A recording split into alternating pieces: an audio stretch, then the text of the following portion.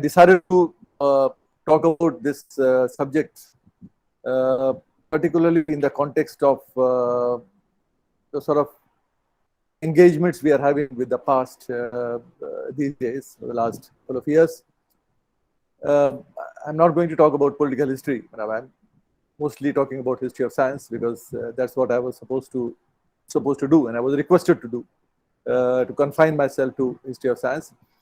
And I decided to not to talk of India alone. I put it South Asia because when you talk of history, especially history during the past 100 years, then India actually makes no sense because we were one country. Lots of things happening across the border actually are part of the same thinking and process in the last 100 years. So we have lots of common things to share. So we have to talk about what all is happening around the region. When we talk of misrepresentation, history, as we all know, is about the past and how the present draws on the past, not necessarily or always to better understand the past, but to use the past to legitimize the present. So this is something which I am trying to emphasize today. What is happening in India and Pakistan particularly, and I'm not talking of other South Asian countries because these are two major countries of the region, and we share lots of things in terms of history. There are there is an understanding. There is a common factor which is rampant in South Asia since the past few decades, which says, or which is over dependent on the political past.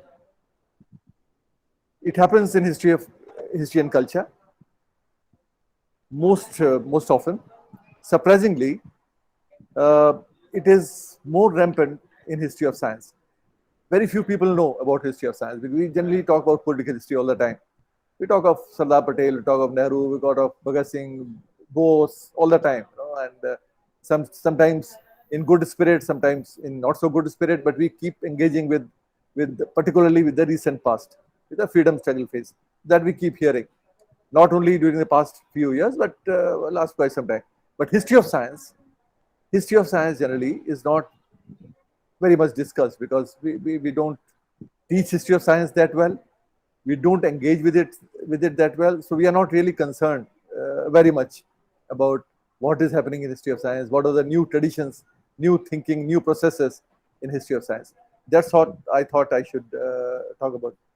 There are some valid reasons to question the Orientalist colonial reconstructions and interpretations, but imagining science and scientific theories which did not exist stretches this engagement to ridiculous proportions. And this is something which I am bothered about. Now we need to engage with the Eurocentrism in our understanding of the past, scientific past. When I talk of past, I talk of scientific past in today's lecture. So when we talk of the past, we need to question what Eurocentrism did to us. Eurocentrism did not give us space, the sort of a space we deserved in many ways, and that space we need to acquire, and we need to struggle, and our scholarship is trying to do that to a great extent. This is something which is happening in both Indian tradition as well as if you view it in terms of religion, Hindu tradition as well as Islamic tradition. In both traditions, one can find this engagement with the past, the scientific past. Now, one common feature of self-perception between Hinduism and Islam is their highly misplaced view of their past greatness. and I will explain why it is so. Hinduism, particularly in its present avatar, which is politically called Hindutva, I'm talking of that Hinduism. I'm not talking of Hinduism philosophically. I'm talking of political Hinduism, the way it is being interpreted today or being used today, assumes that modern science and its inventions and theories have deep linkages with the ancient past. Such claims have been common in the historiography of laypersons who nostalgically talk of the great strides our ancestors made, which is all sadly lost and forgotten. And most of the time, these linkages are traced back to the religious classics. And this is something which I am going to emphasize on. And this is my main emphasis. When we go back to the classics, when we emphasize on our contribution, religious contribution to science, we go back to classics most of the time, and not to any scientific texts or individuals. Our famous, well-known astronomer and writer, J.N. Narlikar, once wrote in his little booklet which he did on history of science, he wrote that by citing the ancient epics like the Ramayana, the Mahabharata, or any other innumerable Puranas that contain episodes whose imaginativeness would put even modern science fiction to shame. And he goes and says, we talk of black holes, we talk of guided missiles and weapons of mass destruction, citing of events occurring far away, destruction of laser-like rays, time dilatation, and medicines that snatch life back from the jaws of death. So these are a few things which J.N. Narlikar tried to point out. He said, this is, when we talk of our contribution to history of science, we don't go back to Aryabhatta. No, we don't go back to Bhaskaracharya or Brahmagupta or Sushrut or Charak. No, we go back to classics. Now, classics do not really speak. Classics are different. You don't go and claim that you had all sorts of technology and science because our classics talk about it. Classics have a different role, and that role we should keep in mind. That should not become a legitimate weapon or tool to understand the past, at least the scientific past. So this is what J.N. Narlikar is trying to point out, which is a valid point. Many instances recently, all of you must have seen, where we have made all sorts of claims about our scientific past. The claims which actually speak more about present than about the past, because they are all very fictitious claims. They are all very imaginary claims which have no basis in actually factual history. You don't go and trace the roots of what we are claiming today. So this is something which I thought I should raise.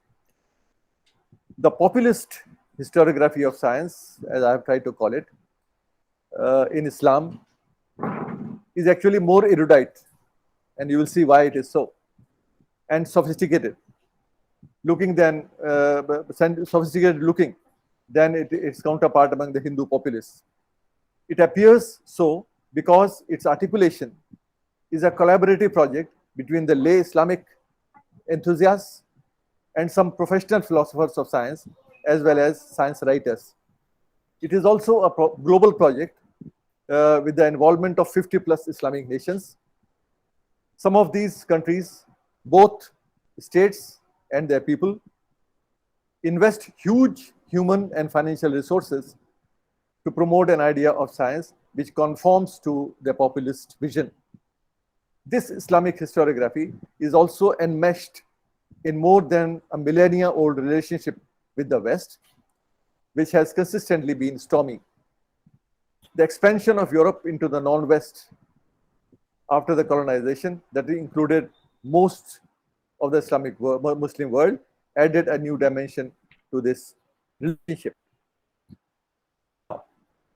The tensions of colonization, followed by the complexities of post-colonial scenario, has unfortunately led to an essentialism of a very dubious nature.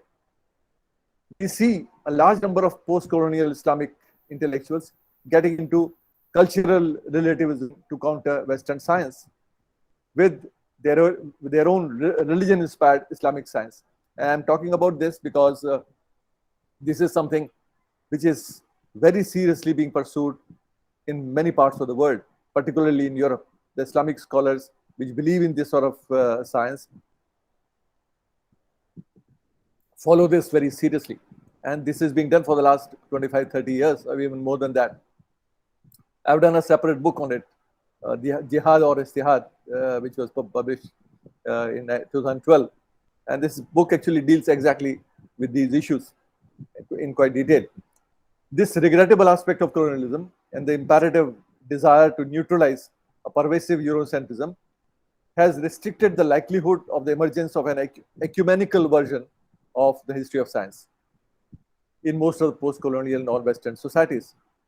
We have examples from the pre-colonial phase where a more rational and objective reaction could be discerned not only from the modernist reformers but from the Islamic scholars as well. They could perceive a cross-civilizational vision of a modern science where contributions of Islam could be historically and philosophically located without any abjuration of modern science. We also have examples in post-colonial phase as well, where Islamic scholars and nationalist leaders like Maulana Abul Kalam Azad could engage with modernity and science, and I have written it. My book is coming out soon on this subject, without the necessity of religious or cultural essentialism. Thus, the need today is not only to fight against Eurocentrism, which is essential, but also to counter the enemy within, namely the proliferating fundamentalism within the global Islamic communities. So this is something very, very essential. And we find it both, unfortunately, in both Hinduism as well as Islam. There are sections which are trying to pursue this sort of historiography of science, which is actually not based in scholarship, which has no basis at all, because I will try to explain it later on. They try to visualize or try to see science in religion, their respective religions, and I will talk about how Islamists do to find religion in the Quran, while similar things happen in Hinduism. The populist historiography of science in contemporary India did not come about in the past few years. The history of science as a discipline has always been mired in the revivalist, backward-looking framework, and Mirananda has done quite an extensive work on this particular issue. Most of the researchers point out towards a sense of inadequacy, a complex which couldn't be responded to properly through the present. An argument is often extended that India had been a world teacher. It knew most of the modern scientific theories since the Vedic times and before. The very idea that the world has always been porous, like when we talk of being Vishwaguru or world teachers, we forget that we have taught the world a lot in science as well as in other areas, but we have also learned a lot from others. We don't emphasize on that. No, we need to see that the world has been porous. World has been like there has been a lot of give and take. You just can't go on giving without borrowing, because this is how knowledge grows, including scientific knowledge. So we have borrowed as well as we have given. So we cannot just claim that we are just guru. We are shish also.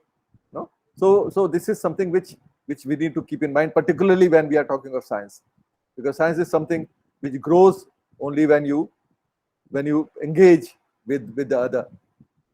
Only then knowledge can grow. The very idea that the world has always been porous and knowledge has traveled back and forth from one civilization to another across time is hardly considered applicable. India has, of course, given a lot, as I said, to the world of science as well as in other areas, but it also is indebted to others in many ways. There is also a deep sense of anachronism in this reading of the past.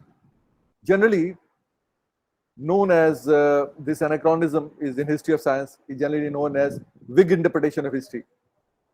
When we see lot of presentism being telescoped into the past, and our famous historian of science Herbert Butterfield, he called it Whig history of science, who invented the term and identified it with the unhistorical history writing.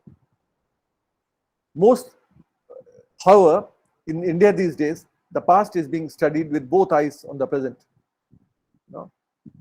He said people in 19th century, when Butterfield was writing, he said historians who do this big history of science have one eye on the present. In India, I say we are having actually both eyes on the present. Now we are more concerned about how the past is going to be used today, how past is to be seen or studied in the context of what we need to pursue today. Our own social concerns, political concerns, cultural concerns, or intellectual concerns. So that is something which is something very unusual, and this is not which has happened only recently. It has picked up more grit in the past few years, but we have been doing this for quite some time. The past is not being studied in its context. It is always the present which is being telescoped into the remote past to establish that modern science had deep and continuous linkages with that ancient Hindu past. This is the objective which people have in mind all the time. Thus, Meera-Nanda, in her latest book, rightly talks about a current craze for finding modern science in ancient religious texts is part and parcel of the history of modernity in India. It has been the dominant trope for accommodating modern science with the Hindu belief system. So this is something which people are trying to do to legitimate what is modern science. Modern science for us is not new. We already had all sorts of modern scientific principles, theories in our past, and we explain all this through technology also. That our classics talk about most of the large number of technological theories, achievements, which we can go back to. Another distinctive feature of this populist Hindu historiography is its dependence on heritage, and this is something which I want to emphasize here, rather than on history or history of science. As I said earlier, whenever India's achievements in sciences are referred to, our cultural nationalists hark upon religious classics and shastras. These are part of our ancient heritage, not really our history or history of science. They are heritage which we should all welcome and respect and study and understand. We need to question this blurring of distinction between heritage and history.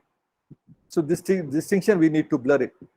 We need to clear from our minds. Heritage is something else, history is something else.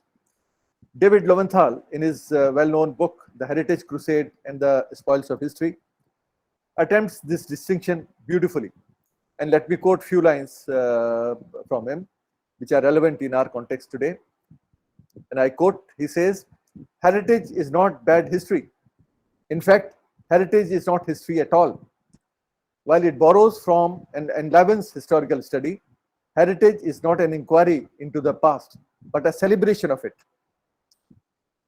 Not an effort to know what actually happened, but a profession of faith in the past tailored to present day purposes." So that is what heritage is. It is actually not, it is not dynamic. It hardly changes. It stays where it is. While history is dynamic, history changes as it grows, as scholarship grows, new sources come to your knowledge, and you interpret history in different ways as you understand or come across sources.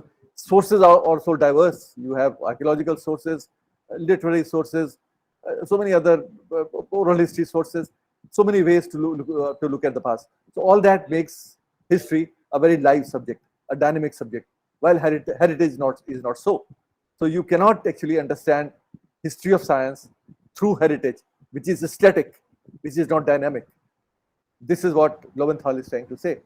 One major and oft quoted example of this is the case of Vedic mathematics. I'm not going to discuss that in detail, but will just use it as an indicator of what has been said by Lowenthal above. Vedas, despite some arithmetic and widely popular Ayurveda, are not the repositories of scientific and mathematical knowledge. They are our religious, cultural, and philosophical heritage, which may inspire us to pursue the exploration of knowledge. No? And nobody can deny that. We should see them as inspirations to pursue knowledge, not to actually locate knowledge or scientific knowledge, particularly in just there, because inspiration can lead you to pursue scientific knowledge anywhere. No? So one should look at all these sources from our heritage as inspirations. Same yardstick applies to Quran as well, which along with Hadith is being flaunted by many as the fundamental source of scientific knowledge. Quran cannot be a source of knowledge, scientific knowledge. Quran can be a source of inspiration. And that is what I keep writing and talking about. You cannot see science in Quran. Science in Quran is not possible because Quran is not a book of science. Prophet himself, and I have actually written about it elsewhere, Prophet himself in so many sayings of his has pointed out that Quran is a book to inspire you to pursue knowledge, to pursue worldly knowledge. Now, for worldly knowledge, he says, and there is a famous hadith, that go unto China to pursue knowledge. No? If Prophet is saying in 7th century to go unto China to pursue knowledge, what does it mean? It means that you can go to China to pursue knowledge, not knowledge which is based on Islam, because China was not an Islamic nation. No? Which means you have to go there to pursue worldly knowledge, scientific knowledge, which you need to pursue outside Quran. So that is what Prophet himself pointed out. Unfortunately, today's believers, not all of them, but large number of them, see scientific knowledge in Quran alone. These populist historiographies are deeply rooted in heritage and faith, which are immutable and everlasting, while science is dynamic. No, this is another issue. If you see science in Vedas or in Quran or in Shastras, you should know that science is known for dismissing its own theories. It changes with the growth of advancement of knowledge. You can't change Quran that way. You can't change Vedas that way. You can only interpret them, but you can't change them. So it is actually harmful if you want to depend on in the pursuit of knowledge, basing it on Quran, Vedas, or Shastras, or on religious texts. So this is something which we need to keep in mind, which lots of our scholars today who are engaged in this sort of historiography need to keep in mind. To quote Lowenthal again, heritage is not a testable or even a reasonably plausible account of some past, but a declaration of faith in that past. Yeah? Heritage is not history, even when it mimics history. Heritage is immune to critical reappraisal because it is not erudition but catechism. Prejudiced pride in the past is not a sorry consequence of heritage. It is its essential purpose. So this is what heritage means. The Hindu populist historiography of science is replete with cases when even great minds of yore succumbed to the temptation of bowing before the ancient Shastras, harming the cause of science and mathematics. History of Indian science abounds in examples of self-censorship by otherwise fine minds. Whenever they perceived a contradiction between the Puranas and the mathematical astronomy of the Siddhantas, for example, some of our well-known astronomers allowed the Puranas to overrule the Siddhantas. So this is something which lots of historians have pointed out, that people keep out of respect, out of going before the Shastras. Same is true for Islam as well. Few of these examples include Brahmagupta in the 7th century opposing Aryabhata's theory of eclipses in favor of Rahu and Ketu, and these are all historical facts, as well as Yagnavashara wrote in the 17th century crushing the contradictions that the Copernican astronomy posed to the Puranic worldview. This populist historiography thrives on such tragic episodes from our past, which plays a legitimating role in the present formulations. The colonial intervention, and this is something which sadly happened with countries like India. The colonial intervention from the mid-19th century onwards is crucial to the evolution of the present populist historiography of science. The colonial encounter generated diverse responses of cultural redefinition from the intelligentsia. Cognizance must also be taken of the fact that the individuals constituting this intelligentsia were colonial subjects on whom was thrust the notion of their intellectual inadequacy, a notion that in turn justified colonial rule. The mature response to this took the shape of anti-colonial struggle, but a critique of European superiority led to the intelligentsia examine its own knowledge systems. In cultural encounter, we see three responses mainly. One is total westernization, another is revitalization, and third is revivalism. And what I'm talking of today is the third revivalist streak, where we don't talk about revitalization of whatever was salvageable or worth pursuing, but things which we could do away. You know, we need to forget about. We need not pursue. You know, a few things we could avoid pursuing.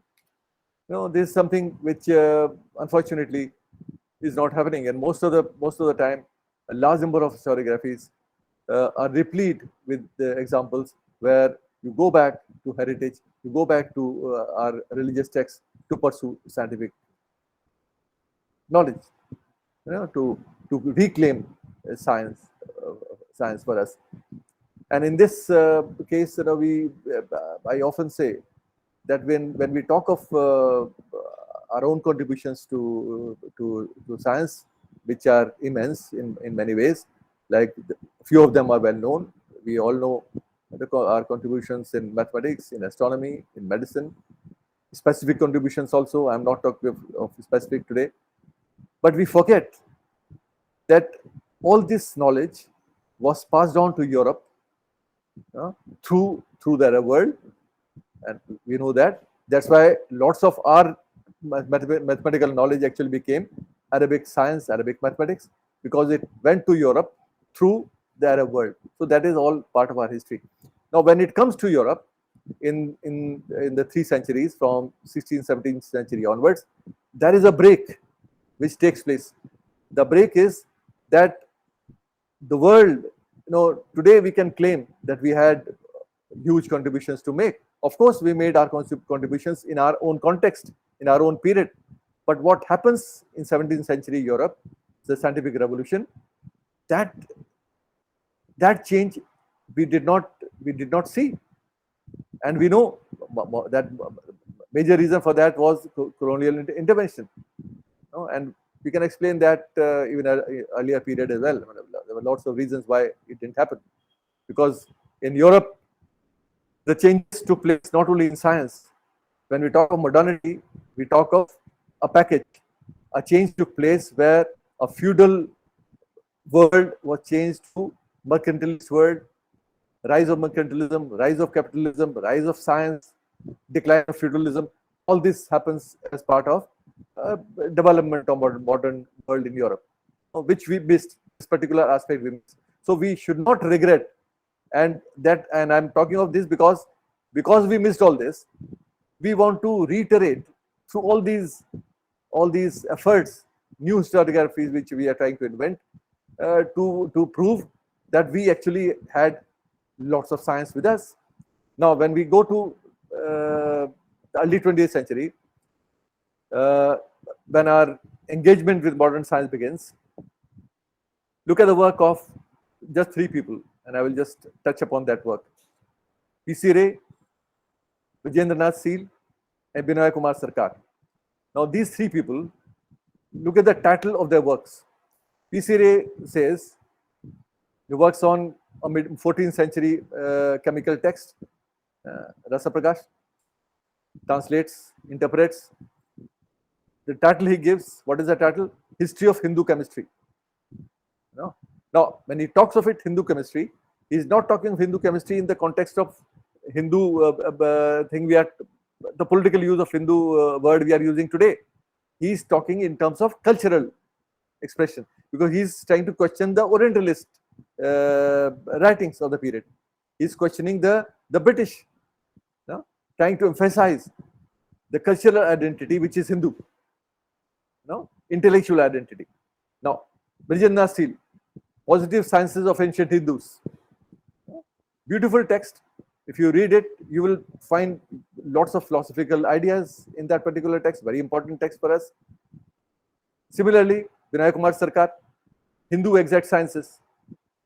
So, repeated use of this word Hindu in the 20th century is a clear example that all these people who were engaging in modern science, they were all pursuing modern science, modern social sciences for Vinay Sarkar, because he was a social scientist. But P.C. Ray was a modern chemist, father of modern chemistry in India. Vinay Sarkar Brijendra Seal was a philosopher. So all of them were trying to use this expression, this Hindu expression, to emphasize that we are people who had a huge contribution to make. We had a past which was culturally Hindu, and so he's talking of 14th century. 14th century is a medieval period, but he picks up a text from medieval period, from that period in Sanskrit, and tries to create Hindu chemistry to emphasize that we had something, some scientific knowledge in the past as well. So we need to keep in mind that our contribution should be in terms of not just essentialism, not just like, if you look at these, I don't have time to get into all the details of these people. When these people are talking about their contributions in chemistry, mathematics, and philosophy, you can see their engagements with the West. No, they are not confined just to Hindu India. No, P.C. Ray's guru in chemistry is Berthelot, the French chemist in Paris. No, that's where he learned his chemistry, modern chemistry, and he accepts it. So the whole idea is not just to essentialize or confine themselves to just Hindu India or Hindu cultural India. No, that is not the idea. Idea is to put forward our own vision, which should have been part of our scholarly world. Unfortunately, Eurocentrism, which was part of the colonization, Eurocentrism did not provide any space to this particular knowledge. That space we need to acquire. That space we need to take back, and not that we say that all our scientific knowledge was there in our classics. So that is not really the right way or the correct way to engage with the past. Correct way is how P.C. Ray engages, how Brijendra Seal engages, how Binoy Kumar Sarkar engages, and there are so many other examples one can take. Mahinlal Sarkar is one example, who founded Indian Association of Cultivation of Science. So there's lots of examples from that period where you find people who are actually rooted in Indian tradition, but they know how to pursue modern science, how to pursue their traditional knowledge base and locate or acquire modern scientific knowledge. How these two have to go together. We just cannot go back to the classics and imagine that everything will be available only in Vedas. No, that is not the idea of scientific pursuit. That is misplaced idea of scientific pursuit. And our forefathers, modern forefathers like P.C. Ray, etc., they had never thought that way. All their writings, if you read in that particular period, you will see, despite the fact that they were engaging with the colonial regime which was out to undermine India culturally, scientifically, politically. Despite that, these people knew that they have to open up the windows of their world for science. They have to learn from the world. J.C. Bose did exactly the same. And there are so many examples one can find, and look at their writings, the way they try to engage with. J.C. Bose, despite being a person who was rooted in Indian tradition, he legitimated his scientific knowledge from his lectures at Royal Institution in London. His legitimacy came from Europe, from England. And you can't say that what he pursued was just Indian science. He was pursuing modern science, which has Indian flavor as well, but it was not confined just to India. It was open to the world. So that's how knowledge grows. And this is a challenge for both the historiographies, Hindu historiography as well as Islamic historiography. Now, moving to Islam, we find populism in its worst when it comes to construction of historiography of science. Islam did have a historical past, which hints at some continuities between science in the early centuries of Islam and modern science. Yet, what is being conceived as Islamic science today has little to do with the scientific accomplishments of early Islamic age. As seen in the last section, most of the scientific accomplishments being claimed have roots in the Quran and Hadith, and not in the endeavors of scientists and mathematicians. Here, you find the same thing. Like when the Islamists, when they talk of Islamic science, they don't go to Umar Khayyam, they don't go to Al-Biruni, they don't go to Ibn Sina, they don't go to Al-Khwarizmi, Al-Farabi, or Ibn Rushd. They go back to Quran, they go back to Hadith, which is actually not the way to pursue science. You will not find it there, because it's not there. The Prophet himself has told you, while the believers don't really care to listen or to even read what the Prophet himself said, and they want to pursue. And I keep engaging with lots of people I meet, especially the Muslims who are so fanatically engaged with this, and they try to argue that Quran actually gives you all knowledge. Scientific knowledge is there, all modern scientific. Like there was Maurice Bucaille. Maurice Bucaille was one French neo-convert. He converted to Islam. He wrote a book, Quran and Science, in 1970s. Now that book has become a Bible for all these people. A white man writing about Quran and science becomes almost like a Bible for all of them. And they quote, there are so many other examples, I'm just giving one. And so this pursuit or this engagement of these people in their historiography, which is being pursued today, is so flawed that it actually harms both the traditions, our own tradition here as well as Islamic tradition, because it doesn't really give you enough to understand what exactly your particular contribution is. One need to understand that knowledge cannot be pursued in isolation. Knowledge has to be pursued in our engagement with multiple sources, multiple traditions. Particularly, science cannot be like the Islam-centric populist historiography of science thrives on widespread belief that Quran is a complete book, and this is something which I am trying to say again and again, a repository of all knowledge, including science. It even reads the prophetic tradition selectively, ignoring the call of the Prophet to go unto China to seek knowledge, as I said before. Quran, like all other religious books, including the Vedas, is all encompassing in its range, and it certainly talks about science, not exactly in the way it is being taught today. One can find interesting insights in all these sacred books, but the engagement should end there and not making Quran or Vedas as full-time preoccupation to read science in them. No, that is my problem. You cannot actually confine yourself there. You read them to inspire yourself to pursue knowledge. You can get good ideas from there, but that should not be the end of the pursuit of scientific knowledge. Such attempts within Islam got a tremendous boost from the well-funded Saudi project called the Scientific Miracles in the Quran. The project got into comparisons of those verses in the Quran that deal with astronomy and embryology with the latest discoveries of modern science. Relativity, quantum mechanics, Big Bang theory, embryology, practically everything was discovered in the Quran. Unfortunately, this variety is now the most popular version of Islamic science.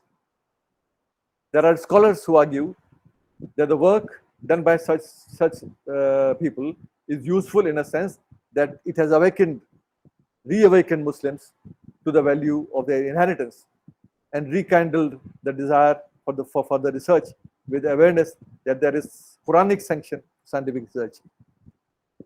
As a matter of fact, all such attempts have actually exposed Islam to global ridicule. People laugh at such ideas. Sayyid Qutb, Egyptian scholar who actually was the founder of Muslim Brotherhood, which is a fundamentalist organization today, described such an exercise as a methodological error. He insisted that while Quran contains guidance on scientific subjects, it is not a textbook of science. Now, this is something which people have tried to point out again and again.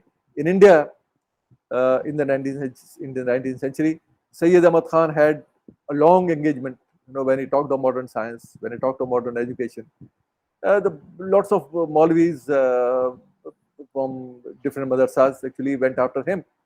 He said, you cannot actually talk of science outside Quran. Quran actually is the ultimate book of knowledge for everything. To which Sayyid Ahmad had detailed engagements of all these people.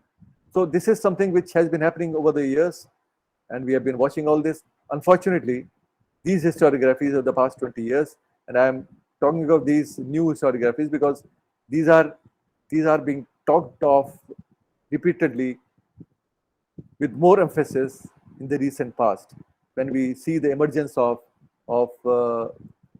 religion or religious tradition or whatever name you can give it, and it's happening globally. It's not just happening in our country; it's happening elsewhere, outside South Asia as well.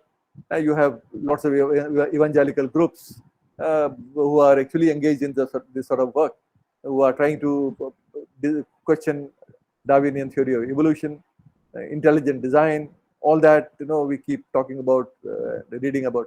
So all this is happening all over the world.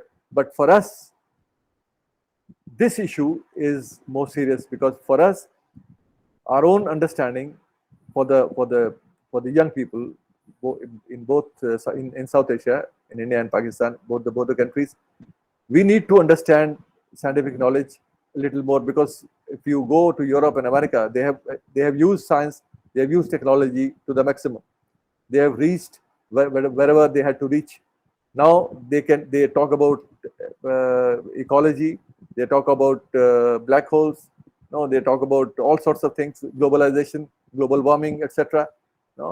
And which actually comes back to us, and we get lessons from them. The point is, after doing whatever has been done over the years, last 200, 300 years, we need to understand, we need to learn where they have gone wrong. Our path is still wide open. We have to reach where they have reached. Ours is a long journey. I don't want this sort of historiography to find any space, because this will not lead us anywhere. Our history of science, historiography of science, need to be a little more progressive, more open, more porous, where there should be more space for openness, for windows, for light or knowledge to come in from elsewhere. And this is something which we need to keep in mind. That is something I thought I should share with you, and that's why I decided to talk about it. Thank you very much.